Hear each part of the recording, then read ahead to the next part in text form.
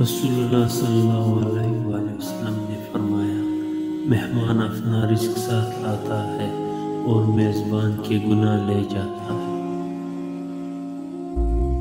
رسول اللہ صلی اللہ علیہ وآلہ وسلم نے ارشاد فرمایا، اللہ تعالیٰ فرماتا ہے کہ اے بنی آدم، تو خرچ کرتا جا، میں تجھ کو دیے جاؤں گا۔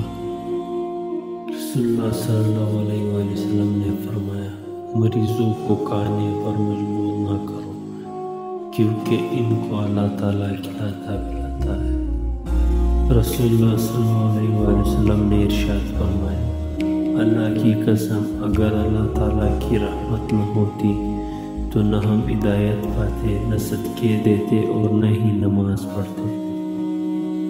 مہمان کے لیے پرتکلف لذیذ کھانا تیار کرنا سنت ہے۔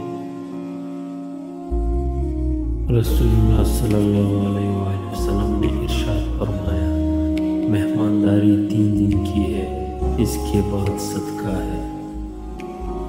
رسول اللہ صلی اللہ علیہ وآلہ وسلم نے فرمایا، جس گھر میں مہمانوں کو کھانا کھلایا جاتا ہے وہاں خیر یعنی رزق، برکت اور بھلائی اتنی تیزی سے پہنچتی ہے جتنی تیزی سے چھری بھی اونٹ کے کوہان کی طرف نہیں پہنچتی۔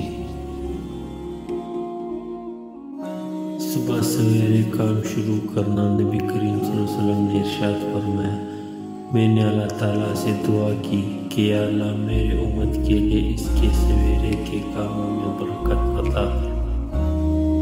فرمان مصطفیٰ صلی اللہ علیہ وآلہ وسلم، جو اللہ پاک اور آخرت کے دن پر ایمان رکھتا ہے، اسے چاہیے کہ اپنے مہمان کی عزت کرے۔